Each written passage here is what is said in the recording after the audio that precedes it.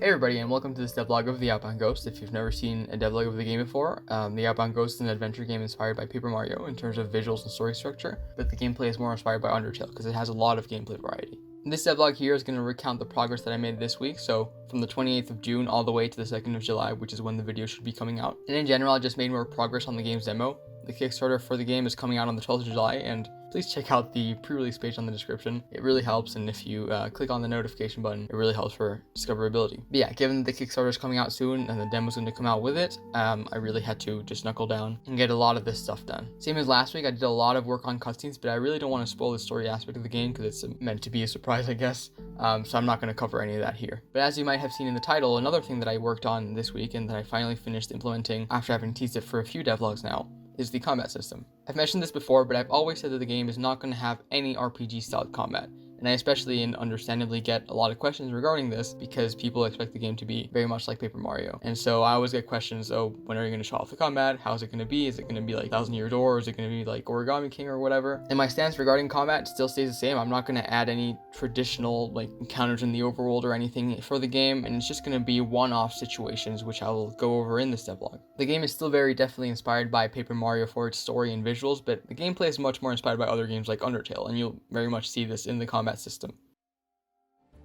So I'm going to do a live demonstration of the combat system, and then you're going to see right here that this is what it looks like. You just enter, and right now I'm going against Shirley, right? So I'm the guy on the right, and you might see that I get three options. So I can either console her, yell at her, or explain to her. And so in the context of the game, basically what happens is Shirley is inside this building, so you might see on the right that I'm outside a door, and then Shirley's in the interior of the building, and you're trying to convince her to come out, but she really doesn't want to.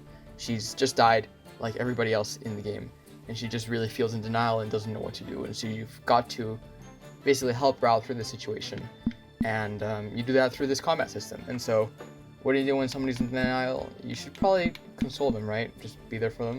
So I'm going to console her, and it's very effective. You might have seen that the bar on the top progressed, and I now get this Undertale styled combat system, or bullet hell dodge segment, right? And so the bullet patterns are still not final at all. I just finished it recently, so I just thought I'd record it as soon as possible. But yeah, I got hit, and so my bar on the top got lowered. And basically what you have to do is, when the bar is at the max, you win, right? So you win the battle. And so again, I'm just going to console her because that's very effective when people are in denial. And I've got to select the correct option, and then I will be in this bullet hell dodging segment. And as you progress through the states, the characters will have different bullet patterns. So you'll see here, she's angry now instead of being in denial, and you should probably listen to people who are angry instead of insulting them, but I'm going to show you what happens when you select an incorrect option. So I failed, and then my bar goes down, and so you've got to have this push and pull while dodging all the bullets as well. And of course, as you can see, you can dodge with your dash.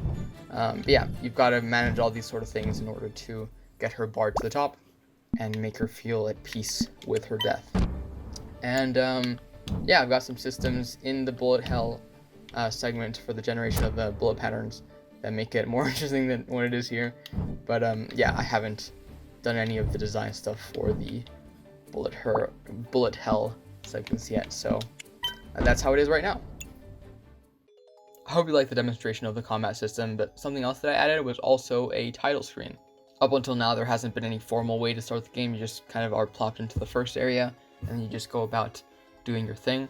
But now there's an actual title screen, and those of you that have been on the Steam page may recognize it. And by the way, it would be really helpful if you wishlisted the game, and the link is in the description for that. Yeah, it's the same scene used for all the capsule images on Steam. So the little icon you see when you're browsing Steam or when you're on the game's Steam page is the same as the title screen. And of course, I took advantage of the fact that this is in fact a video game and not an image, and so I animated some stuff to make it much livelier. And you can see the logo here is wobbling, the text as well, and they're meant to be more ghost-like, so there's a bit of transparency as well. And yeah, this is like the first thing you'll see when you boot up the game. I haven't finalized other stuff in the UI, like the settings or the save file, so I'm not going to show anything regarding that. But I hope that this little early look to how it's turning out is enjoyable for you guys, and let me know what you think about it. And speaking of the UI, I also started mocking up some tutorial modals that will be coming out throughout the game, and and of course throughout the demo as well. And this was really inspired by Breath of the Wild. It's very clear, as you can see here. And basically how these modals will work is if you get something like an item that isn't super clear how to use it, like the dash for example, it'll pop up and it'll say, oh well, if you want to dash, you press this button and that's how you do it, and then you learn how to do stuff, which is pretty important, right?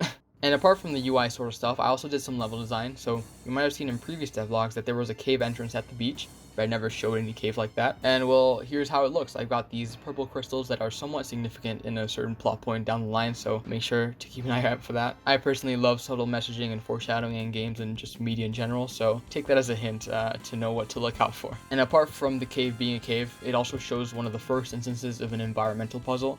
So in previous devlogs, I've explained that the game will have non-environmental puzzles, such as the lockpicking game, and then it'll also have item-based environmental puzzles. Well, in one of the cutscenes that I made this week, you obtain a torch from Frank, the blue old ghost that you can see, and you use it precisely for these environmental puzzles. So it's very Zelda-inspired, and basically what you do is you can light up these torches with your own torch, and once you satisfy certain conditions depending on the situation, it opens up a door or triggers something in general. And you can see that in action right here. And it's very basic, but I think it does a good job in weaning the player into the sense of looking out for stuff in their environment that can be interacted with using their items. And yeah, that's it for sort of level designing sort of stuff. And the final thing that I'm going to show off in this devlog is this card game called Spades and Souls. So if you've ever played Bravely Default 2, there's this game called B&D, so you can see the name. It's very inspired by it. The game is called S&S, so Spades and Souls. And that game is a very much Final Fantasy triple triad sort of RPG side game, and I kind of wanted to capture the same essence without having it be a carbon copy, right? So I'm going to make a live demonstration for the S&S card game as well, and I hope you enjoy it. So this is what S&S looks like. As you can see, it's a card game, and you can select cards and just cycle through them and do whatever. And you can see that each card has little icons, so the spades, on their diagonal directions, right? And so basically what you can do is, if you point at a card, so an enemy card, you're the blue and the enemy is the red, you can basically capture them, right? So I'm going to point towards this one. You can see my diagonal doesn't clash with another diagonal of the enemy, so I can capture it like that. But if I try to do the same with a diagonal that does clash, so here, I can't capture the enemy card. You can see this is not against an NPC, it's just one of the puzzles that you'll see in the game. And in the demo, there's not going to be any NPC sort of AI battles with the card game. There's just going to be puzzles, but it'll give you a nice idea for how it works. And so another thing that you can do apart from capturing using diagonals, so if I did this I could capture, if I did this I could capture, but if I did this I couldn't capture. But if you find a card that's really powerful like this one that has 4 diagonals, you can put 2 cards on its side and capture it that way. So I'm gonna lose because I showed how to not capture before, but if I didn't make a mistake like that, I could just capture this player card here after doing this one right here, the Mary one, and then I would win. But that's kind of how the card game works, and this is just the demonstration for the puzzle aspect of it. So yeah, now that I've explained S&S, that's it for this week's devlog, and I hope that you enjoyed it. Next week is actually the last devlog before the Kickstarter launches, so make sure to subscribe in order to catch that one. It's going to be a pretty important one. It's going to have a lot of awesome stuff in it. And apart from that, I'd graciously appreciate it if you went to the Kickstarter pre-release page and clicked on the notification button. It really, really helps for visibility. You'll also be able to catch some of the early bird tiers that are limited as well. Anyways, thank you for hanging around until the end, and I'll see you in next week's devlog, and hopefully soon for the Kickstarter as well.